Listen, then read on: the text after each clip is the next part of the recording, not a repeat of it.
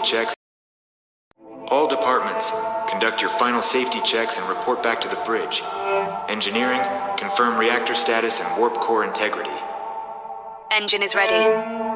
Fasten your seatbelts, Commander. Entering warp in 3, 2, 1.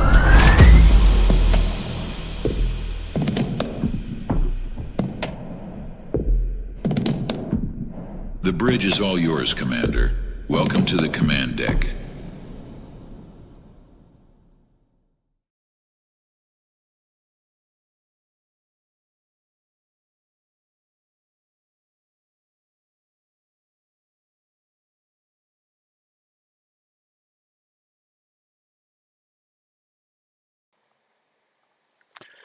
Hey, hello. We're live.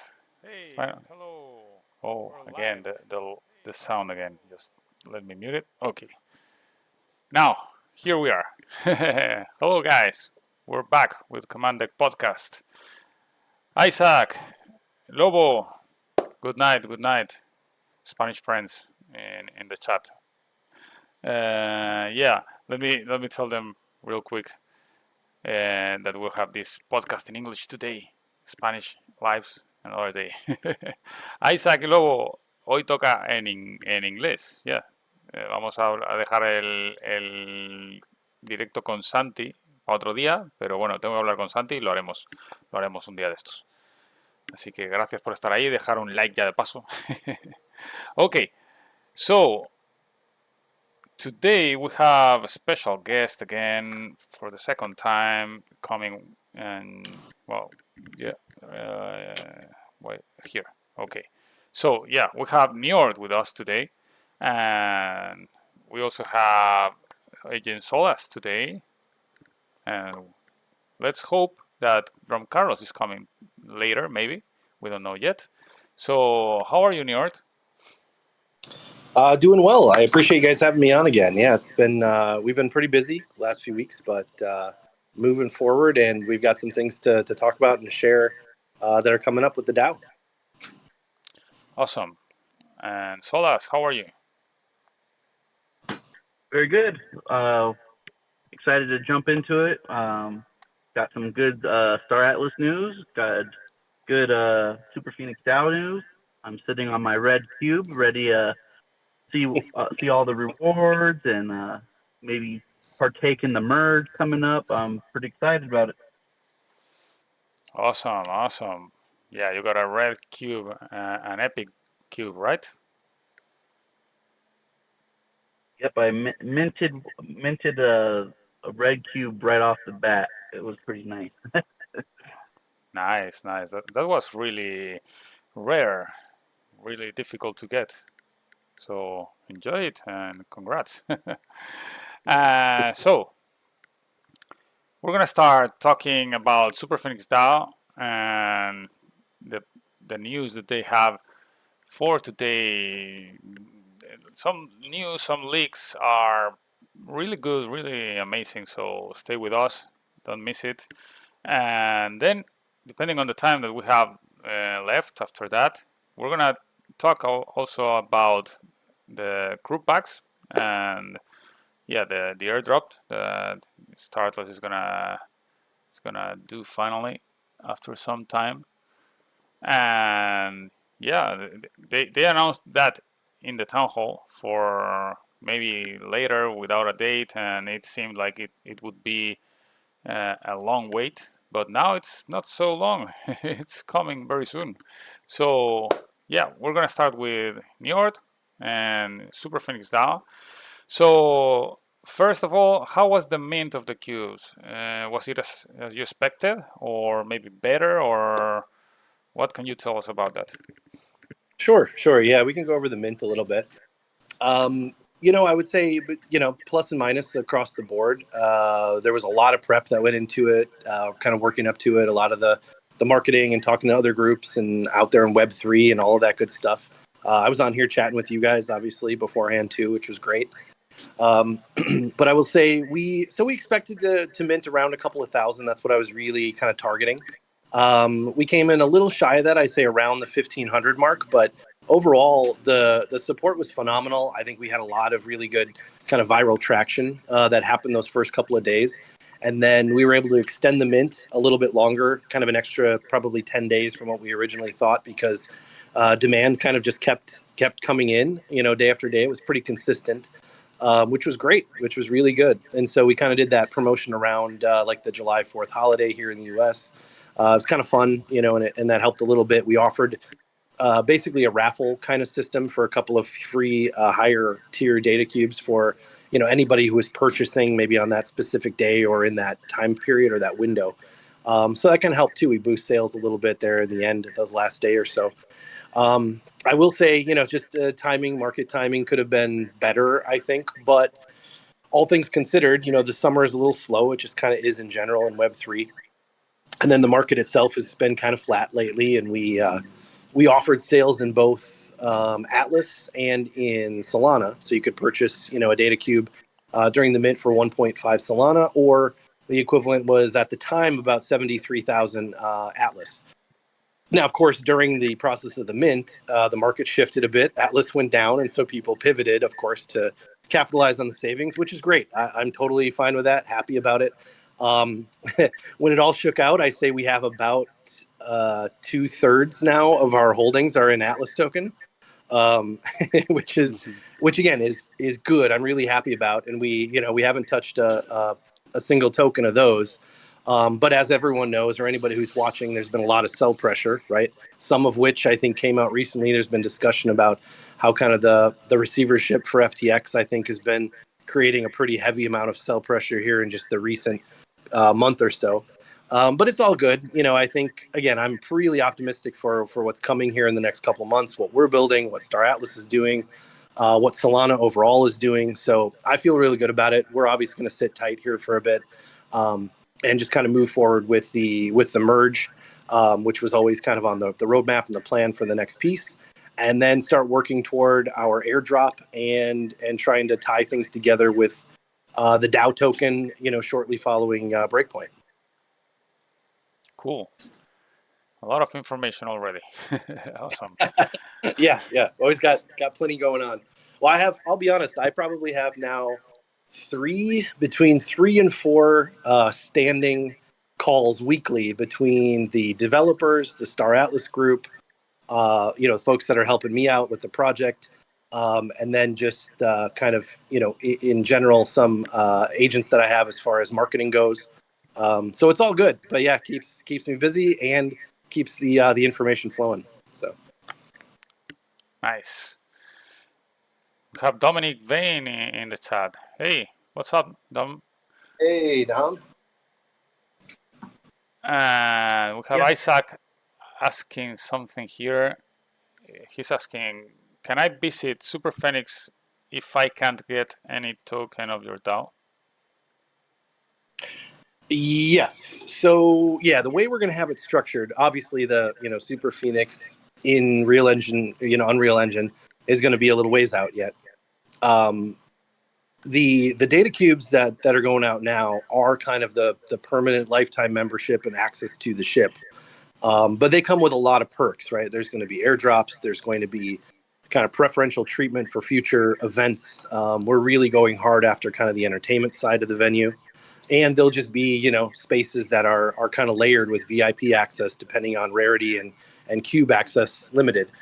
However, we are still planning kind of a program, even if folks can't source a data cube someday, we're planning a program where there will be kind of day passes allowed or things of that nature, right? Where maybe cube holders can dole those out to friends, and there'll be sort of public recreation areas that'll be accessible for those kind of things. So we still want to make it open, and we can get into that too with maybe some of the mint stuff, because I've had a lot of questions around, how many cubes got sold and how many are left and what we're doing with the treasury and all of that. But a lot of it goes into that longer term vision, which is, at some point we want to have thousands of people, being able to access the ship and all the amenities and all of the things that we're planning for it, because all of that goes back to generating revenue for the DAO ultimately. Right? So that's the idea. Yeah, you already said one of the next questions that I have here. What, Okay. how many cubes, or how many cubes were sold, or maybe a percentage, Hmm. or not an exact amount, but how Hmm. many were sold and how many are left? Anything that you can tell us? Yep, absolutely. I'll be honest, I've got specific numbers. I just don't have them in front of me, but I've got a pretty good idea, and I'll be pretty close here. So the original collection was just over 10,000. It's like 10,300, give or take, with the rarities giving equal numbers to each. Like I said, we sold roughly 1,500 or so. Total minted was about 1,800 because we did carve out a section for giveaways and some other things for the treasury. So total true mint is a little over 1,800. I think it was like 1,831, something like that. Across the different rarities, there were, gosh, like I said, going from memory, I think there were 9 gold cubes that were minted, and there were, 12 or 18 or something like that of epics. Anyway, and then on down the line. So as far as supply, we still have, there's a good amount of supply left, right? A little over 8,000. However, with the merge, we're going to not drastically, we're going to reduce the numbers, and then kind of lock in the supply. So, for example, the approximate 1,800 or so that are outstanding with members, I don't really know how they're going to get merged, of course, right? That's going to depend on the people who hold them now and what they want to do. If they want to merge everything up to the highest one they possibly can, or some folks may sit on some of the lower, rarity cubes just to have them or whatever, or for resale or who knows what. I've done some estimates. I think that we're probably going to end up, that 1,800 or so is probably going to get reduced down to somewhere around 700 or 800 when they're all said and done. But again, that's just estimates of what I'm thinking. The vibe I'm getting from the community is a lot of people that have tier 1 and tier 2 cubes are probably going to roll those up into at least tier 2 and tier 3. So that eliminates a pretty good chunk right off the bat, a few hundred. And again, we'll see. We're going to give everybody about a week to do the merge. We'll have plenty of announcements beforehand. But what I will say is, for that remaining kind of treasury amount that I'm alluding to, roughly that 8,000-ish or so, we're going to knock that down with kind of our own internal merge system as far as the treasury goes as well. And so I've done the numbers on that, and those will be kind of uncirculated, if you will, if you want to think about it as a circulating supply and an uncirculated supply, similar to a token. That uncirculated supply, we're going to knock down by probably a third and bring it down more in the 5,000 to 6,000 range total, with the treasury token or NFTs in the cubes. And a couple reasons for that. One is we do still want to have the ability for people to pick them up later. Maybe we'll do some direct sales down the road after the DAO token launches. Because again, as the community grows, we do want more people to be able to get in. I would say right now we have close to about 300 individual unique wallet address holders right now. And so obviously we don't want to limit the Phoenix to only 300 people forever, right? So, so we do want to kind of hold them for that purpose. Also, being able to kind of pull in that future revenue is important for the development. But I do want to offer, I want to put out there too, is the one of the bigger pieces in my mind for the NFT holders is this ability to stake them later this fall, and earn DAO tokens, right? So kind of we had numbers associated with each rarity for the amount of tokens folks can expect. But instead of doing just kind of a general airdrop, we really want to promote kind of active holders, right? And so for the people who are paying attention, who are involved, which is, I would say, just about everybody we have on the current holder list, in addition to the airdrops we're going to be doing, they'll be able to jump in and stake those NFTs and start earning their DAO tokens. The idea there is the amount that's quoted for each of those cubes, that's a guaranteed minimum amount. And so everyone would get that, assuming all of the NFTs were staked 100%. Now, that likely won't be the case. There's always people who forget to, or don't pay attention, or opt out, or want to sell on the secondary market, and so they pull them out of staking or whatever. So the reality is, the pool of DAO tokens that we're going to allocate for staking, for NFT holders and staking, is going to be easily, Well, again, it all depends on the participation rate. But even if we had full 100% participation, um, anyone who stakes day one and stays in for the full duration until that pool is exhausted, they would get at a minimum double that initial token value that we kind of quoted. Now, my anticipation is it's going to be even higher than that because I don't think we're going to get 100% participation in staking, right? So for people who want to be there early and stake their NFTs, and keep them in there for kind of the full period of duration, I think they could easily get 2, 3, or even 5x the amount of DAO tokens over the long haul if they stick with it, which is great because we're kind of leaving it as a pool. Yeah, we've got it. We've got an earmarked amount of tokens that go into that pool, and there's going to be fixed emission rates for each level, right? So if you were lucky enough to pull a red cube, like Solus here, that's going to be a pretty decent emission rate, and he'll be able to earn some pretty serious tokens over that period of time. The emission rate should the goal is to have the emission rate get everybody to that minimum number that's in our original white paper within about 6 months of staking. And so then anything beyond that time period is where you're going to start earning the bonus, right? Or the extra tokens until the pool is exhausted. And again, it all depends on participation. So if the participation was really high and people started buying additional cubes, either from us or on the secondary market and staking those, that would exhaust the pool a bit sooner, right? But it gives people the opportunity to kind of compound if they want to. And so I'll kind of finish the circle here. My thought is we're going to take a portion of those treasury cubes and offer them for direct sale. But the kicker here is we're going to offer them for sale in DAO tokens. So in these kind of fixed amounts of DAO tokens. So the idea is people can either go buy DAO tokens on the public market when those become available. We're targeting October, but there'll be more on that as we go. And you could use those DAO tokens then to buy another cube and stake it, and so compound your staking. Or in the case of, like our friend Solus here, if he's got a decent emission rate, he could be using the DAO tokens he's getting and effectively compound them by purchasing more cubes with those tokens. So really no additional cash out of pocket, and just start compounding, into other cubes, stake those, increase your emissions rate, et cetera, right? So that's an option that I think is one we want to pursue, A, to get a few more cubes out the door, and B, kind of encourage that whole DAO token staking model while we actually build out the DAO and get the governance up and running. So is that a kind of option or the only way to get more cubes using the tokens, paying with tokens?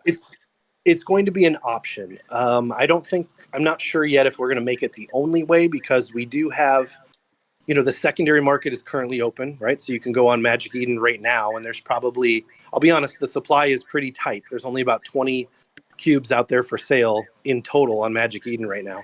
And anybody who wants to check it, literally, if you're on Magic Eden, the collection is, you can just do a search. The collection is called SuperPhoenix Core Data Cubes, right? SuperPhoenix Core Data Cubes. It's got our logo right there, and it'll pop right up. And like I said, there's about 20 some cubes out there right now for sale, so anybody can pick those up. And I'm sure that market will kind of continue to, to be viable for people. We deliberately have not really put any treasury cubes out there because we don't want to compete with holders who bought during the mint and maybe want to, bought extras because they wanted to do resale prior to the merge. So between now and the merge event, we won't post any of those treasury cubes out there for secondary. After the merge, we may put a few out there just depending on demand. So if Magic Eden gets pretty light and there's not much out there for people to buy, we might put a few out there so folks have an opportunity. But again, if we do, we're going to put them at kind of fixed prices that equal their combined mint value, if that makes sense. So we're not going to undercut anybody or devalue anybody who bought cubes during the mint. I guess I want to make sure that's clear, right? Yeah. When is the merge? The merge, so we haven't officially announced it because, like I said, I'm still working with kind of the developers on finalizing the date. But I'll be honest, I'm targeting August 7th. And if everything goes well, we would want to run it from about August 7th to August 14th. Now that's subject to change, so I'll put a caveat out there. But that does seem like a very workable date right now, based on what I'm seeing and getting from the devs. So they're doing a great job with the front end, so that I think it'll be really user friendly for people to see all the cubes they own, be able to choose how they want to merge them, and then get kind of a preview of what they're going to get on the other end before you hit the submit button with your wallet. So that's great. The piece they're working through right now is obviously how to batch these transactions on chain, kind of behind the scenes, and make sure that it's seamless. So we're working through that right now. But like I said, the team's great. They're doing a great job. I'm in contact with them pretty much every other day right now. So that's the date we're targeting. And obviously, there's a lot of questions around. Just so happens to be almost the same time frame as the crew packs, right? Yeah, So. I was going to say that exactly. Yeah.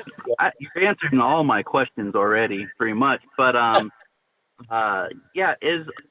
so when the merge happened, so what happens with, like, let's just say, I merged 2 white cubes for a green cube. What happens to the 2 white cubes? Do you guys take almost like a swap, or are those burned, or how does that work? Good question. They are burned, so that's going to cause a true reduction in supply, right? So the 2 white cubes get burned, and effectively a new green cube is minted, right? That's effectively how it kind of works from a supply side. So the merge event is meant to be a deflationary event, right? As in, we're going to have total supply of cubes in the world will be less after the merge.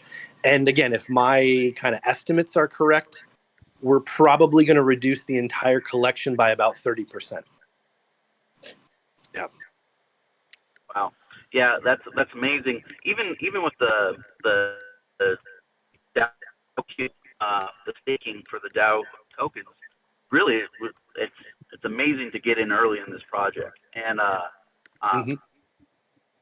so you'll be earning more tokens. And are the people that might be coming after, let's just say Breakpoint or something, will they will still get that guaranteed token amount, or will they maybe drop in a lower amount, since the other cubes will be staking more later on in years or whatever?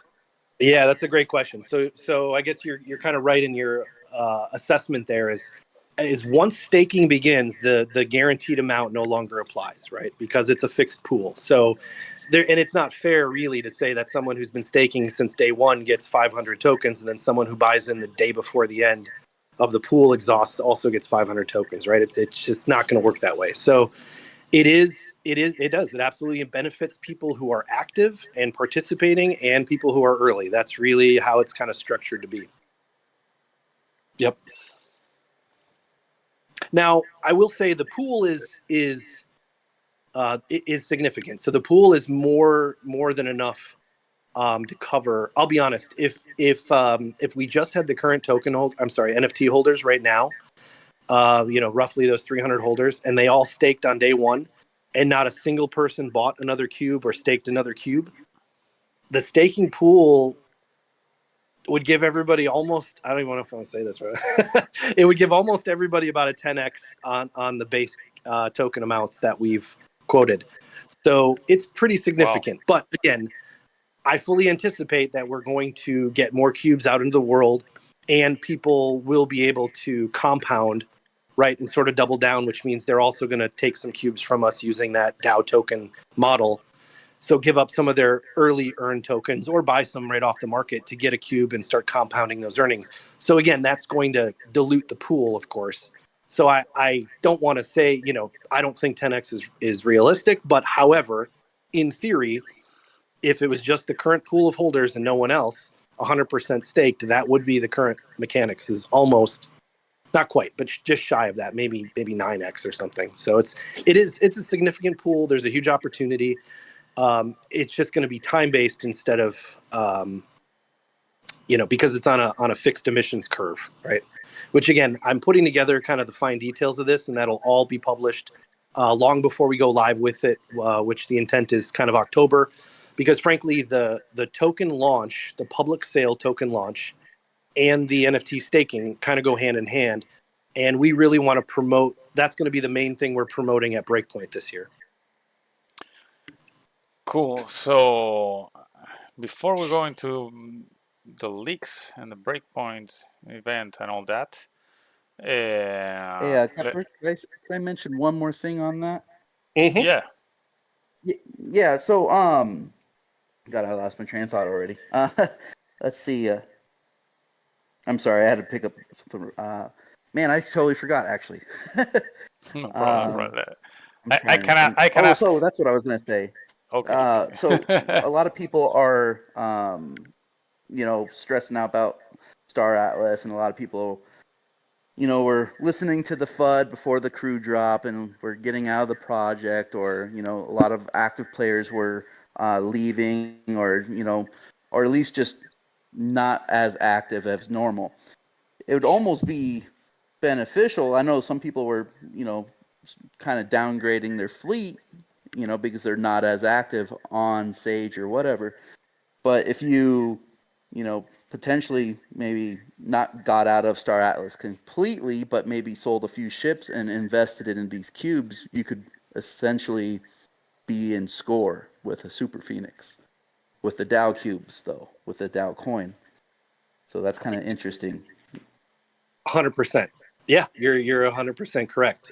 Because the intent is once we get through that phase with the DAO token public sale and that goes live, we'll have the Super Phoenix in in Sage earning as an earning asset, and all those earnings will be going to the DAO treasury. Yep, 100%. And I think if we're going to get into, I don't know if it's a leak per se, but I do have a little info that I know folks have been asking a lot about regarding our ship airdrops and the snapshot for that StarAtlas is doing. Obviously, now that we know it's going to be August 7th or 8th or whatever that is with the crew drop. So I don't know if we want to save that for later or if you want me to just Go go ahead. that Go route ahead. now. Okay. It's just basically what I was able to do because people were kind of asking, when is the airdrop going to be for our ships? Because we have those Agrica ships that are going to be airdropped to everybody depending on their rarity. And that's 100% confirmed. I've confirmed that with the team. We've got a plan together to get our hands on kind of all those ships in a full sort of package deal, which is great.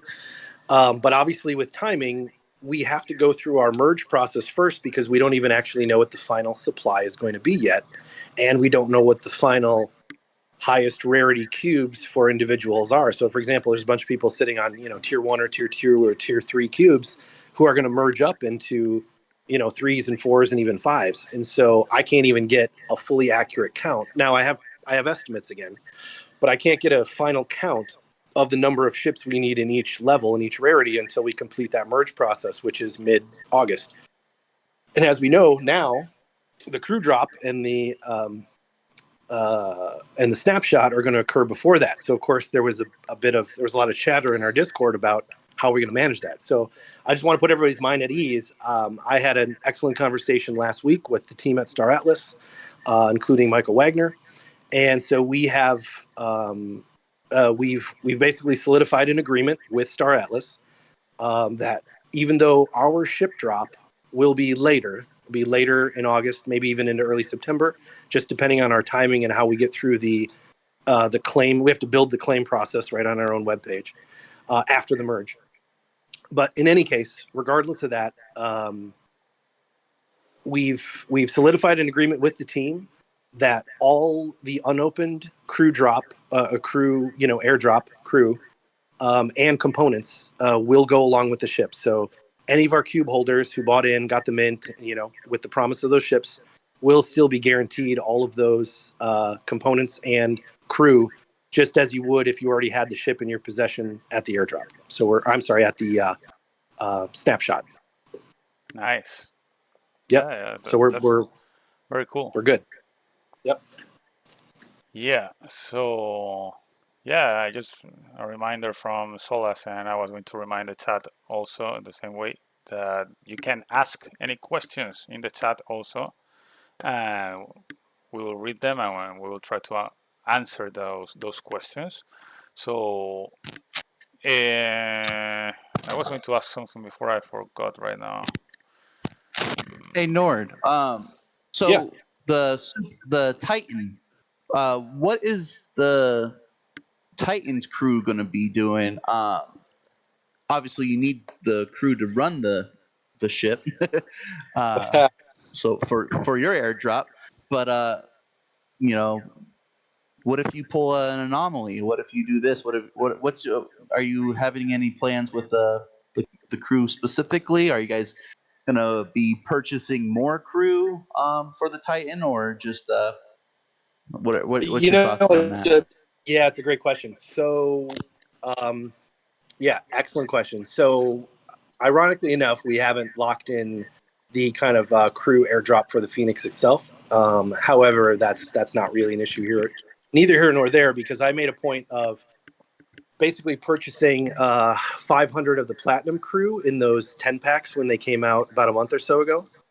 It's a good question. You'll see how those need to be applied to the ship. I guess it's going to depend on what we pull, but I made a point of making sure that we had a full supply of platinum to more than cover, all of the crew slots on the Titan. So we're solid there.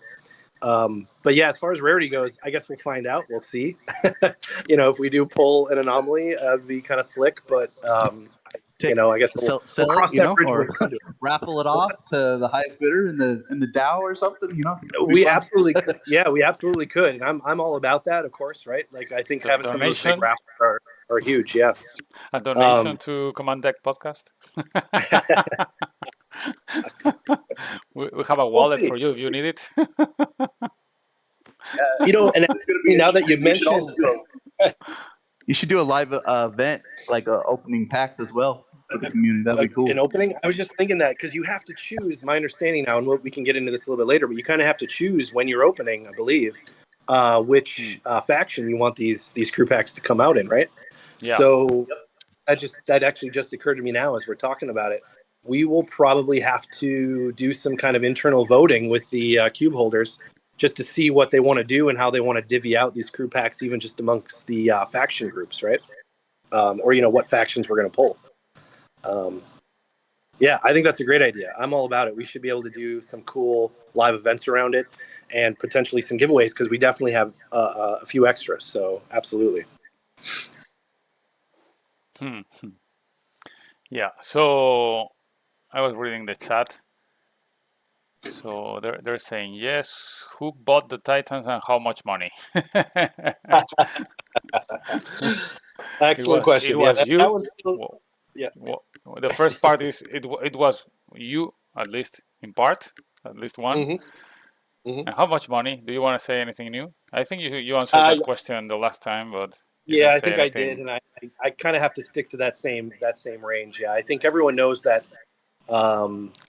That when the Titan, when the Super Phoenix in particular, and maybe correct me if I'm wrong, but I think it was the first Titan that was ever posted on the marketplace a little over a year ago, I think. And StarAtlas kind of did that, I think, to really get. Maybe maybe I'm wrong. Did it come out 2 years ago, right around the end of the year? Gosh, now I can't even remember. Yeah, it's been a while. But anyway, I do know that they had sort of that discounted program for a short period of time where they were offering the Titans on sort of a quote-unquote discount, if you will. So, but I mean, the discounted price, we were still, looking at $1 million or $2 million, I think, all in. And I guess, as I answered before, between the agreements that we've had, we've put down a large amount of money on the Titan, obviously, to secure this and move the project forward. And now we're in the process between the NFT, the data cube sales and the public sale for the DAO token. That's going to solidify getting us, the rest of the way across the, and actually private investor conversations, which I'm having right now, by the way. That's going to get us across the finish line with what we need, but I've already worked out agreements again with StarAtlas to guarantee that regardless of kind of the current levels of funding, we'll definitely have the ship, available in Sage here by the time the DAO goes live. So we're in good shape there. But ultimately, what I can say is that we're in excess of that, that $1 million figure, right? That the discounted prices were. We will well be in excess of that figure when we include, the amount that we're paying for the ship, and then the kind of negotiated amounts for the ship airdrops that we're doing for everybody. So we will have more than contributed our fair share to the StarAtlas ecosystem by the time it's all said and done.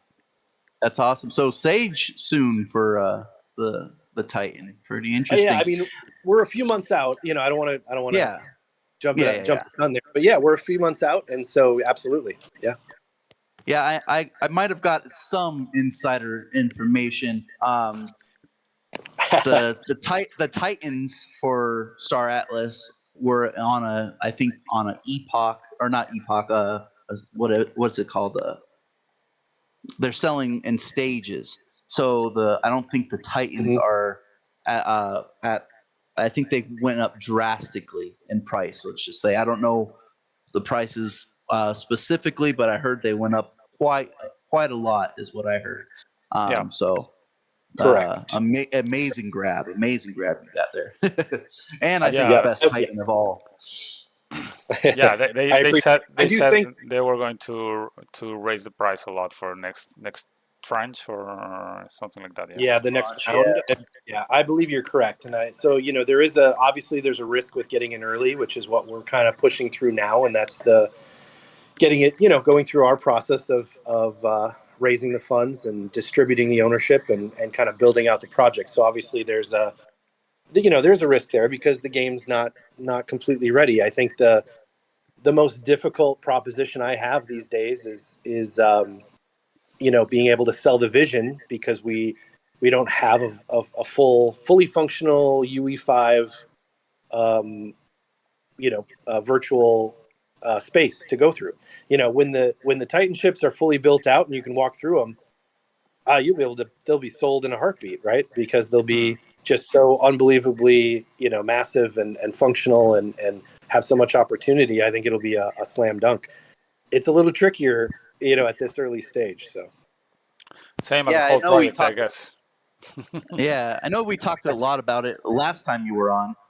But yeah, like concerts, esports on board, concerts. Yep. You know, you could even have pay-per-view fights, you know, streamed or something on the Super Phoenix. You know, theaters. You know, the Galley Cup esports or whatever you want to do. I don't know. It'd be cool. Even just to have, like, you know, a Discord to stream fights or concerts or whatever is cool for now. But just when you're included in VR and in the game, it's probably so much better. Yeah. So I can say I've got a little alpha on that regard, because I know I think last time we talked about it, and I had been reaching out and I had some conversations started with a few different entities, and those have continued. And as a matter of fact, I've got one. I can't disclose specific names yet, but hopefully before the end of the year, we'll have some recognizable brand partnerships in the entertainment industry, which I think would be huge. Wow. I've got some excellent connections with basically folks that kind of do this type of promotion and marketing, specifically with artists from the UK.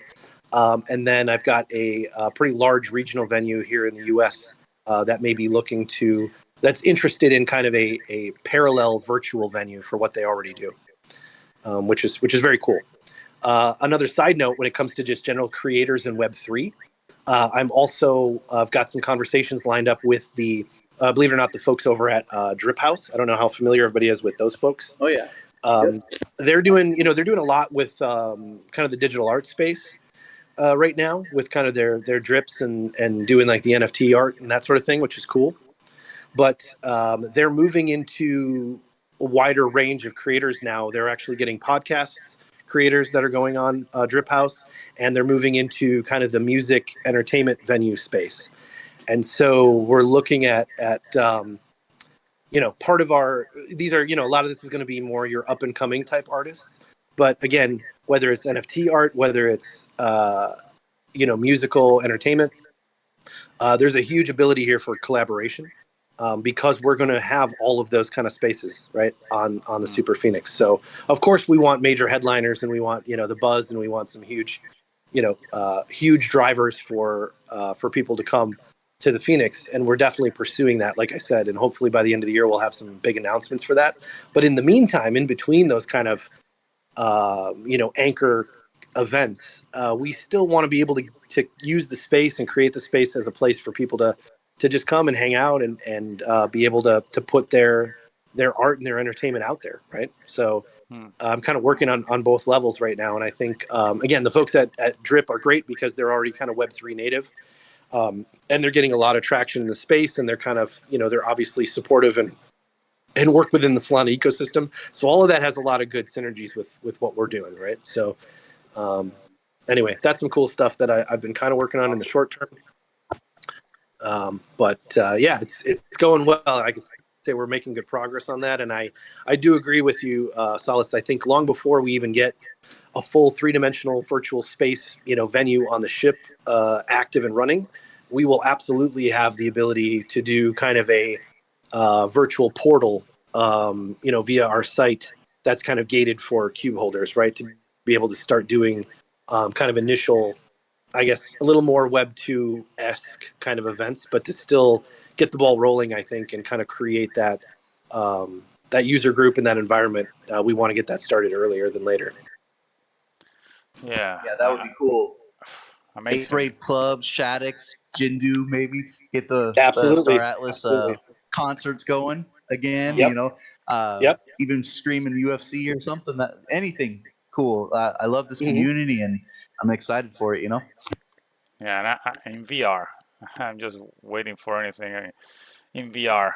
It's amazing when you Yep. try it, and when you see the Super Phoenix. Yeah, I think it's one of the things a lot of people dreamed about. Just being there in VR in that kind of ship, huge. It's gonna be amazing. I agree. And Very good. yeah, the experience, and I think, yeah, as you said, if you open it to a lot of people, that will bring a lot of opportunities, even if we don't even imagine them right now. Mhm. Yeah, it will bring any kind of event that it's like a lot of things. When you just have the idea, you imagine certain things, kind of things, but then it just starts going and going and going forward, and a lot of things may come in the future. So Mhm. Yeah, it's really cool. Like that you're reaching out to these investors in these groups and whatever partnerships you can, just to give more back to the cube holders. If you haven't, just if you have any partnerships or anything, just let us know, and we'll post them in the chat or in the Discord or Yeah. whatever. Absolutely. Very cool. Absolutely. I can say, again, I'm a little hesitant to kind of release all the details until I have things finalized or solidified, but I can say I've had already just this week, I've had 2 really, really good introductory kind of one-on-one meetings with some of the actual co-founders of some pretty reputable Web3 groups. One being Neo Tokyo, that went extremely well. And the other being Wolves DAO, which also went really well. So these are some great communities that now I've kind of made some excellent connections with, and we'll be working with kind of going forward. Hopefully, we can get some collaborative type of events, be able to kind of get the project in front of their groups and their community and their users, and kind of go from there. Again, not to make any promises on that regard, but these meetings are going extremely well. Definitely making inroads with with influential people within some of these influential Web3 communities, and there's a few more on the list that I'll be talking to here over the next couple of weeks.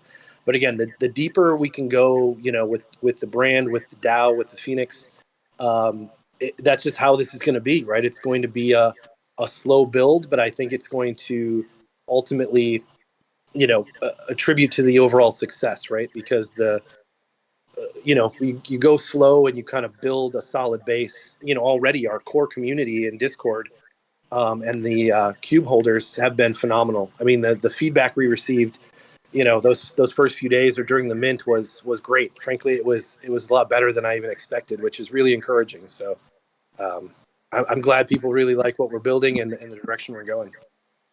Yeah, just wait till breakpoint. It's gonna Yeah, start getting crazy with all yeah. these So I've Solana projects watching and everything. yeah. So Yeah, I've and you got a have something little. about that. Yeah, I was gonna say I've got a little elf on that. If we want to go to that topic, it's up to you guys. right on time. Go ahead. Okay. So I think everyone kind of knows, right? Breakpoint, I do think, is going to be kind of a big event again for Solana itself, and then specifically StarAtlas, and now even the DAO is going to have a pretty decent presence there, which is great. So I'm pretty excited about that, and that's going to be a big pivot for me personally. I'm already working with some of the folks I need to start getting stuff prepared for that, which is great. But yeah, I'll say I think Solana has a lot of stuff that they're going to be coming forward with. Breakpoint is expected to top about 5,000 attendees this year, which will be the largest ever. Nice. We'll see where it shakes out. But obviously, being in Singapore, I think that's that Southeast Asia market, I think, is huge, and there's a huge opportunity there. So all of that bodes really well for Solana in general. Then when you talk about kind of the gaming sector of Solana, right? You can't really talk about Solana gaming without talking about StarAtlas, and they're doing a phenomenal job, as they kind of mentioned, I think, on the town hall a couple of weeks back. They are going to be one of kind of the anchors of Solana Breakpoint. With the stages they have, with the setup they're going to have in the game village, with the keynote speech that Michael's going to give, they're going to be a significant presence at Breakpoint.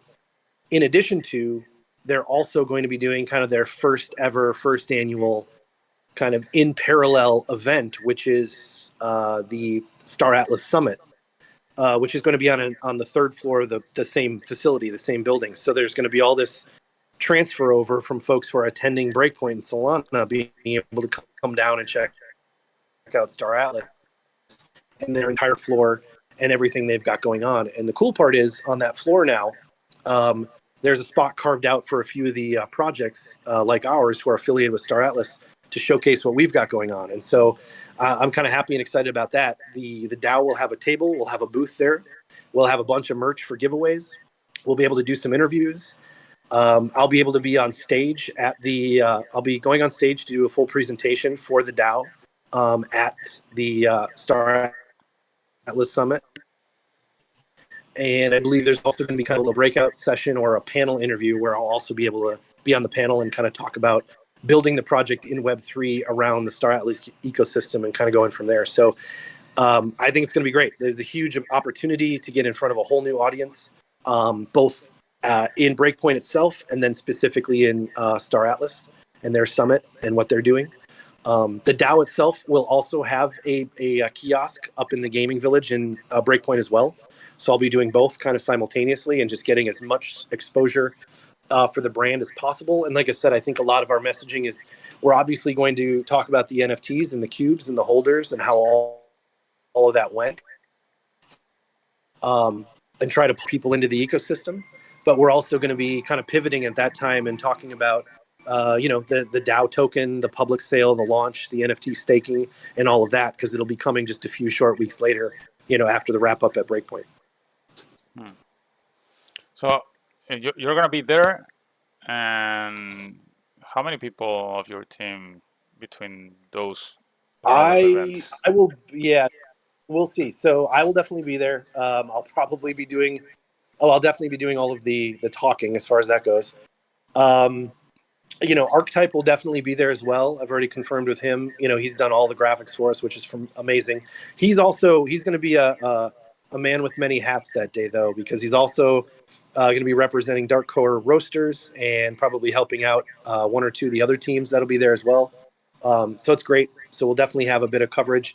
I think Viking Benny was in the chat. I'm still trying to convince him to go, so I'll see if I can twist his arm and get him there. Get in there. But otherwise, but yeah, otherwise that'll be kind of the core, at least from our team. I will say some of the devs, some of the folks on the dev team will also be there, right? So Christian, who I think was on one of the previous podcasts with me, he'll definitely be there. And then I'm going to see if one or two of the other devs are going to be able to make it as well. So we should have pretty good representation. It's going to be a busy couple days. Nice. Yeah, Shaddix is everywhere, man. He did our logo and our little intro, and Yeah. he's everywhere in the ecosystem. He is absolutely. Shaddix will be, yeah, he'll be around for sure. And I don't know if everyone knows, I kind of put it out there a couple of times, but anyone who is an NFT data cube holder, anytime you go out to actually check the metadata, on any of the sites where you can kind of pull it up and see the imagery and see the reveal animation, there's specific digital soundtrack that's embedded in the NFTs, and each rarity has a different a different probably 8 to 10 second sound clip with it that I actually worked with Shaddix on making early on in the project, because I wanted to have kind of this cool vibe of sort of the energy cube idea, and he just took it and ran with it, which was amazing. And we were able to get these 6 very unique sounding kind of increases in energy feel, if you will, right? And so now that metadata is embedded in all the NFTs permanently. So again, shout out to Shaddix on that. He did an awesome job, and we will have more for him in the future if he's still willing to help us out. So Cool. Very cool. And what are your expectations from that event, from Breakpoint and from the parallel event by StarAtlas? So you're gonna be there, you're gonna do all these presentations, but what are your expectations from that? yeah, honestly, the expectations is, I think, really to just get more people interested in and checking out Super Phoenix DAO, right? Because as I said, we do want to grow kind of our subset of the StarAtlas community. I think right now, obviously, we do have some folks who've joined us from other communities that came and checked us out, which is great. But I would say the bulk of folks who are really interested in the DAO are mostly core StarAtlas, players, right? Which makes sense, because they really didn't need a lot of background on the Super Phoenix Titanship. I mean, I think most folks who are invested in StarAtlas and playing the game kind of knew a lot about the ship, and so it was an easy pivot. Getting out in front of these other audiences and getting new folks who are interested in gaming, interested in Solana, to come check us out is absolutely the target that we're going for, and I think we'll have some good success with it, because again, we're talking, a few thousand people are going to be coming through the building within a couple of days, and we're going to be both located in the gaming village and in StarAtlas's summit specifically. So and like I said, in the some of the giveaways and stuff we're doing, we'll be doing a lot of T-shirts, we'll be doing stickers and cards and all this stuff.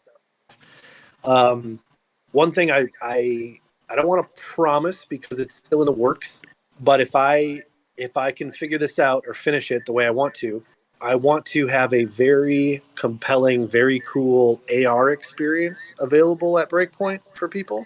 And I'll kind of leave it at that. I think it would be really impactful and really cool to do. And I'm pushing on it now. I've already talked to a couple of people who can work with me on the 3D and the AR aspect of it. So assuming I can get that together and pull it off for Breakpoint, I'm going to go after it. And I think those kind of very cool things that anyone who walks through can, pop out their phone, scan the QR code, and take a look at and participate, and maybe get a view of the ship, let's say, could be very cool for kind of the in-person experience. So again, really what I'm trying to get out of it is making people aware of the project and getting them interested enough to come check it out.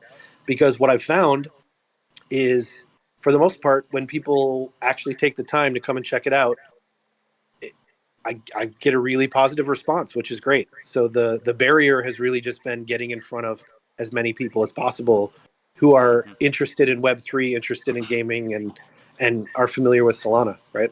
And I think that's literally going to be just about everybody who walks through the door at this event. So Yeah, and I was going to ask exactly what kind of things you were going to show there, and you just said AR, something in AR maybe, but what else do you have? Do you have anything that we haven't seen about this ship?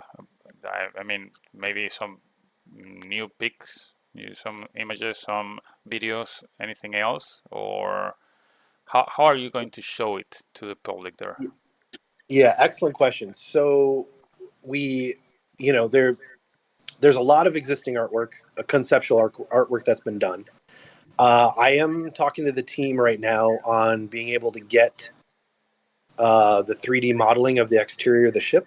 And so, again, I don't want to go too far down that piece, but I do want to. That's what I'm going to be pursuing is a fully viable 3D model, fully skinned. And so, again, I'll be working on that. I'm not going to promise it, but I'm going to be working on that, and that I think would be pretty impactful. And I'll kind of be in touch with the team a little bit more on that as we go toward Breakpoint. But as far as a lot of the imagery we have at the inside of the ship, I'm going to be able to do a little bit more with and kind of work on some new kind of cinematics or some videos that we can kind of help show and we really want to show off the best we can the conceptual ideas of the interior of the ship. Like you said, to all these people who are going to be walking through and visiting, because I'm going to have the ability to do both kind of the standard visual graphics, but then also in the game village, I'll be able to have a TV with anything I need on it kind of running, on loop for the full 2 days. So I'm definitely working toward as much visual content as I can.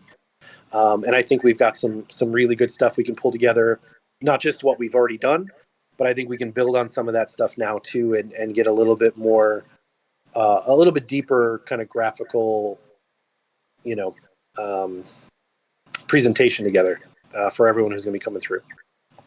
Nice. Do you have any new images or videos from the StarAtlas team, for example? Anything else that they gave you or they might give you? As far as images go, conceptual images, I do not have new conceptual images for the ship yet. But like I said, I think where we're pivoting toward is actually the 3D model that they're using for showroom.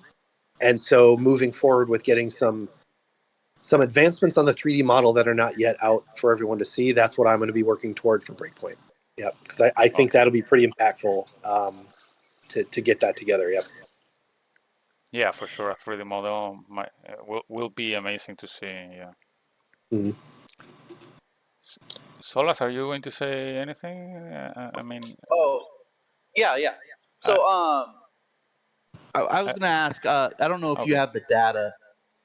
I don't know if you have the data or not, but do you know what kind of who holds the most cubes for the faction or guilds, and potentially where do you think the Super Phoenix Titan will be going faction wise or anything like that, and also people buying cubes later on or DAO tokens later on. If it's in, let's just say it decides to go to Booster, right? Mm-hmm. And more later holders come and they want to switch to Oni, let's just say. Is that a possibility, or we hey, whatever the first vote is, I didn't know if you ever thought of anything like that, and if you actually have some of the data like that available. Sure. Not so. Yes and no. I think where the ship's going to go and how we're going to initially deploy it in Sage. We are going to put it out to the NFT holders. We're kind of creating some. There'll be specific Discord channels to kind of start curating. What what people want to see, what people want to do, right before we have kind of the full DAO established. Now, longer term, you're right. If the composition of people who are DAO token holders and cube holders decide they want to change and they want to pivot, that's absolutely going to be doable, right? That's the whole idea. We're not going to hold anybody hostage. So yeah, I have no issue, with that. If people determine they want to change course, and it, because again, it's going to be a living entity, and it probably will change over time, the composition, as more people come in and things kind of shift. As far as who the holders are now, I'd say it is relatively a mixed bag. Obviously, I don't, have data on who everybody is that bought a cube. It's all on chain, but I can tell you, I do have knowledge of the folks who have purchased large amounts of cubes. So kind of our large holders that intend to be, merging up to tier 5s and 6. I certainly don't know everybody, but I've got a handful, and I would say they're pretty well mixed across the factions. We have folks in Oni, we have folks in Ooster, Yeah, we even have a couple of large holders in mud. So I'm not sure where their opinions are going to lie, because honestly, I could say even the folks that I know are in Oni probably wouldn't vote for it to go into Oni necessarily. So, but again, it's not going to be up to me. It'll kind of be up to those folks and how we want to put it in the game, and you know what the consensus is going to be, right? Yeah, and about that, last time we asked about it several times, maybe. But yeah, but I mean, what about the the participation in any combat in the future? Do you have Mm-hmm. any news about anything that you thought about, or anything that changed from last time? Not much. So, I agree. That is a component that people are going to be curious about. Again, as a steward of the ship itself, on behalf of the DAO, until the DAO token is functional and the governance model is functional, I personally will vote for a non-combative stance. However, again, as I said, we're going to be really active with the kind of the VIP sections in the chats of Discord, and so again, taking a vote and getting, as long as we have, I would say, a high amount of conviction and cooperation with people who are voicing their opinions. If they feel really strongly about a certain action in the game, I'm not going to be one to stand in the way and veto that. So I guess it'll really kind of come down to this initial community, again, making ownership in the DAO tokens and the NFT cubes, I would say, arguably more important early on when there's a smaller group, right? Your voice is going to be more impactful when there's only a few hundred people than maybe, say, a year from now when there's 1,000 people, right? So I think if people are concerned about it and they wonder, well, what's the Phoenix going to do? My advice is to get in there, right? Join the community, um, and Hmm. let it be heard. But about that, I mean, you you said it's gonna be more or less or mostly based on what people decide, but maybe my doubt is that if Mm-hmm. if it goes to war and it gets destroyed, then we have a problem with the DAO, with the Super Phoenix DAO. I Yeah. mean, Yeah. eh, maybe True. Yes. have you thought about any kind of regulation like any kind of foundational rules, like maybe Mm-hmm. forbidding that kind of thing, like, okay, this is not gonna go to combat, even if people want to go to combat, because maybe it gets destroyed and then we have a problem. That's Any kind. fair. Yeah, some of that's going to depend on timing, because I do think my intent is to have the DAO governance structure active and functioning probably before the high risk zone is really fully available and functional. So it likely won't be an issue that I have to regulate. But I do agree with you. Of course, until the DAO is fully functional and everyone can actually make DAO proposals and votes by the entire community. Yeah, we would have to have some guardrails, because we certainly couldn't put the asset itself in danger of being completely compromised and eliminated as the base of the DAO. I mean, it truly is. The ship itself is kind of the backstop of the DAO, and the mechanism for earning in the DAO. Again, my personal opinion would be to keep it a non-combative. Frankly, it was just me. It'd be non-combative permanently, since the goal is to be an entertainment hub and be a social space. However, I know the game is going to have combat. I know that stuff is all going to be functional and possible. So, yeah, I guess we'll have to just see. I guess the short answer on that is we'll have to see based on timing, because I do think, I don't think the ability to completely destroy ships is going to be available for quite some time. And again, my goal is to have the governance model completely up and running before that. So the reality is it shouldn't have to be only my decision. And again, if really you have 1,000 holders and the DAO proposals are valid and everybody's voting and everyone wants to go to the high risk zone to do something, I mean, that is a risk the community would have to weigh. Now, I don't know what kind of catalyst would have to occur, what kind of attacks would have to happen to bring that to fruition. But my guess is most folks who have a vested interest in the long-term longevity of the Phoenix probably would not vote for that. But again, anything can happen, I suppose.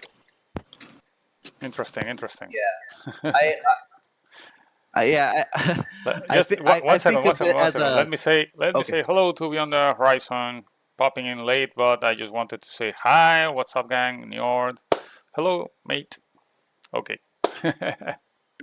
yeah. I was thinking. It's pretty much like a Council of Peace ship. It's kind of like a factionalist ship. Is kind of like what you're kind of looking at. And everybody's welcome. I think we talked about it last time. Maybe if people want to park the SuperPhoenixDAO ship Titan right next to the high risk zone, but in the medium risk zone, that could be the closest base or hub for let's just say SuperPhoenixDAO members to launch missions into the high risk zone, so they don't have to travel so far. Leaving in the hangars and going out and fighting the high risk zone, and if they have any problems, they could hurry up and try to get back on ship in the medium risk zone, or if they're running out of fuel or need more ammo or whatever, or if they're getting attacked and their SuperPhoenixDAO members want to help them out and protect them while they get back to the ship right there on the border or something. But it'd be interesting. Yeah, and I agree with you. And I think, these kind of ideas or these kind of plans like you're talking about right there, these are the things that are going to be presented, through the governance model, and people I think are going to make decisions on these. And I just think with a larger player base and enough people who are all kind of vested in the interest of the Phoenix itself, I do think there's a number of different ways you can apply the ship in game for real beneficial strategy, 100%. But all out full frontal assaults in the high risk zone, that may just not be worth the risk, right, for the DAO as an entity. So, we'll see. We'll kind of see how it goes. Again, with timing, I think I'm pretty confident that we can have our governance system up and running probably before we really have to discuss it. But in the event that didn't happen, I think you're right. There would have to probably be some guardrails in the near term, just because it's an immense responsibility, right, to be stewarding the ship prior to it being handed over to the actual DAO treasury.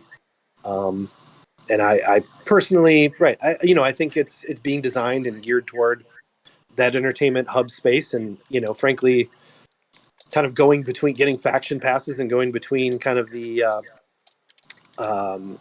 safe zones of the three factions is ultimately where I'm seeing it probably generating the most value for the DAO, if I'm being honest. But again, the whole reason to have everybody, have their opinions and, be DAO token holders and place their, create their proposals and make their vote. That's ultimately where the decision lies. Yeah. And changing a little bit, but not completely. We know you were giving some prizes in PG's Atlas Mission Run game in the sandbox. Yeah, we did. Yeah, we did. How was it? It was good. We had pretty good participation. I was excited to see. I'll be honest, PG really kind of handled it from his end, which was great. I think the game he put together in Sandbox was very cool. Obviously, I think people had a lot of fun with finding all the different characters from StarAtlas in there, which was a lot of fun. But yeah, when we kind of reached out to him and just asked, if we could do some sort of collaboration, he was really supportive, and he was able to spin up, one of our data cubes in the game almost instantly, which was great. And I kind of joked, Sandbox is probably the perfect place to put a cube. So, with the aesthetic there, so it worked out really, really well. Right. If you're going to build a cube, Sandbox is kind of already set up for it. So that worked out great. And so, we did a giveaway for 3 of our tier 2 green cubes.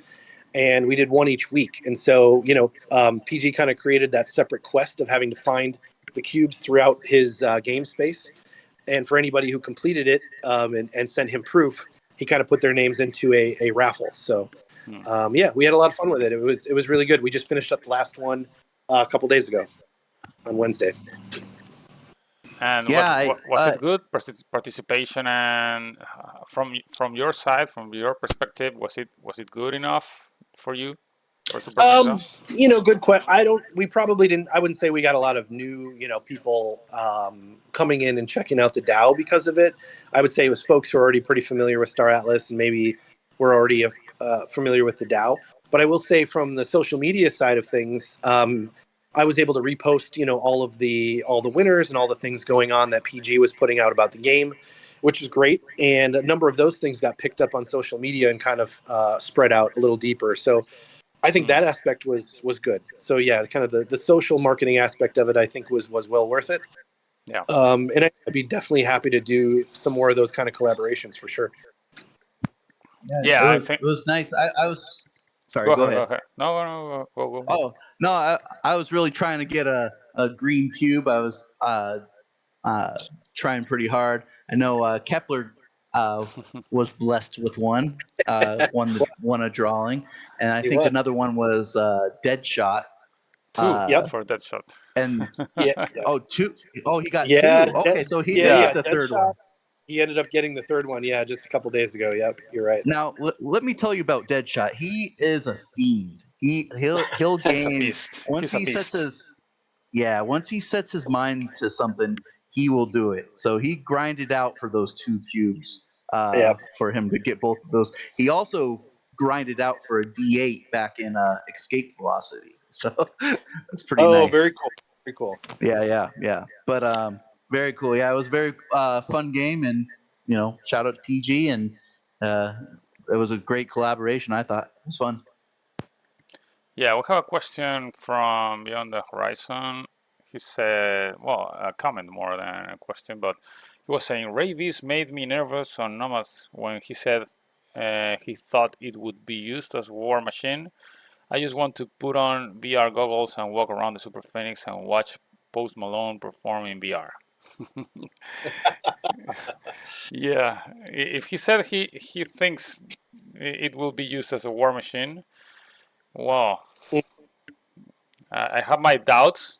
As you said, I think most of the investors or people with the most amount, the biggest amount of cubes, will be interested in keeping it safe more than going to war with it. But we never know. So yeah, that's why I was asking before. But if they are thinking like this, some people might think like this also. So it's gonna be interesting on one hand, but maybe a little bit dangerous on the other hand. So yeah, I agree. I think I can give you a little bit of insight into the structure we're building. Maybe that helps a bit, because the idea is not to be just a completely free-for-all DAO, right? Where the DAO itself is going to be established in kind of a 2-tier system. I guess I can give a little bit of background here, because I haven't really written too in depth on it yet. But the real high level is that there's going to be kind of the main DAO treasury, right? And that's going to control the treasury. It's going to kind of make larger decisions for, the ship and then the DAO as an entity, and all the things when it comes to, the entertainment side, the performances, if we're going to rent out space, if we're going to host events, if we're going to have races, all those kind of things. Those are all going to be, revenue generators for the DAO itself. And so there'll be kind of a council mechanism for kind of control of that whole, the DAO as a business, if you will, or as an entity. Now, the ship individually, specifically the ship as a game asset, playing in game, playing Sage, earning revenue, maneuvering around, 3D space once that's all available. That's going to be a separate. It's still part of the same DAO structure. Don't get me wrong. Like, your DAO tokens will be voting for kind of both subsets of structure, but really, the people who are going to be the council members in charge of those higher level DAO decisions and those, all that entertainment stuff and the business type decisions are not necessarily going to be the same people who are the actual captains and pilots and navigators and gunners of the ship, right? Because that's a different level of commitment that you need to have to be in the ship, playing the ship, managing the virtual spaces within the ship. And so the idea is we've created an entire kind of badge and rank system for the actual ship itself. And so there will be, term limits and voting and a whole kind of DAO proposal system that's based around the kind of command and control of the ship itself. And those will have to have some of the guidelines you're talking about, because obviously, even if you vote for, let's say, a commander and pilots and an admiral, the idea is you can't just give this person free for all, just give them the keys and walk away, right? Yeah. So there has to be, there will be kind of a governance panel, but ultimately you do need a subset of leaders or leadership that are in-game leadership that are going to take responsibility for, physically maneuvering the ship and engaging in whatever those are, whether it's a battle or whether it's mining or whether it's, just moving about between safe spaces to make sure that the cruise ship is humming along, if you will. Yeah. Whatever the case may be. So anyway, we're envisioning kind of a 2-tier council system and badge and rank system, which should be a lot of fun, because I think the badge and rank system will offer a lot of opportunity for cube holders, DAO token holders, and anybody who really wants to participate in the real in-game activity and gameplay for all those crew slots that we talked about earlier. Interesting. And yeah, I before I forget about that, about PG's game, I was asking before, but I just want to say that, yeah, my perspective about his game and your participation with the cubes was a great success on Twitter, and in social media in that way. I mean, it was really a lot of posting, a lot of talking about that, the prices, but not only the prices, just completing the mission and all that. Yeah, I agree. It was a big way to advertise it, even if it's like, okay, not so much people, not so many people right now in the community very active or whatever. It doesn't matter. I mean, a lot of people are watching. Twitter is like that, and they will come. So, okay, I wanted before to talk about the crew packs, but it's a little late now. We are over the hour, so I think we'll have to talk about that in the next podcast, or in maybe another interesting live stream, if I have some time about that in English too, because I wanted to talk about the DAO, the StarAtlas DAO, the pips, and so on also, but it's going to be difficult these days with vacations and with people very busy with a lot of things and crew packs coming and all that. But just for now, do you want to say anything else before we go? Any other news that we forgot about? As far as the DAO goes, I think I covered most of it. Obviously, what you can kind of expect from us here over the next week or so is going to be announcements around the merge. And we'll make sure that's all running smooth and good to go. I think then the airdrop piece we'll start working on will be the badges, because we've actually got some very cool kind of commemorative badges for anyone who participates in the merge, so that they'll have the ability to get a badge that sort of symbolizes or memorializes their kind of highest level or tier cube, which I think will be a lot of fun and kind of becomes sort of an OG collectible, limited for folks who are kind of early. We'll work on that. And then the real big push is going to be Breakpoint. So look forward to that. I think there'll be some really cool live events, some live stream stuff, and then just everything we're going to be pitching and presenting while we're there in September. Awesome. So, Solas, do you want to ask anything else before we wrap it up? Yeah, nothing comes to mind. I pretty much got all my answers from everything from Njord. I'd just like to thank everybody for coming out and appreciate coming out and we're holding strong as a community and the community is even making projects that are amazing in its ecosystem. But yeah, I'm excited for the future. I'm excited for the mint, for the crew members. I'm excited for the Super Phoenix DAO. And if you're looking for a guild, maybe check out the club. Maybe check out Mod Empire in general. Yeah, you have our logos in for different guilds right on screen. We have participants, not today, but in general in our podcast from Bulk, from the club, from Deep, from, part of the club, but Vanguard Squadron, and of course Nebular TV in this case as a channel, but also as a guild. And just any questions you might have, you can contact us and ask, and just come to play Sage or come to be part of StarAtlas community. You can join us if you want. And I want to just remind people very fast that these are, let me just switch this here. Wait just a moment. Okay, here.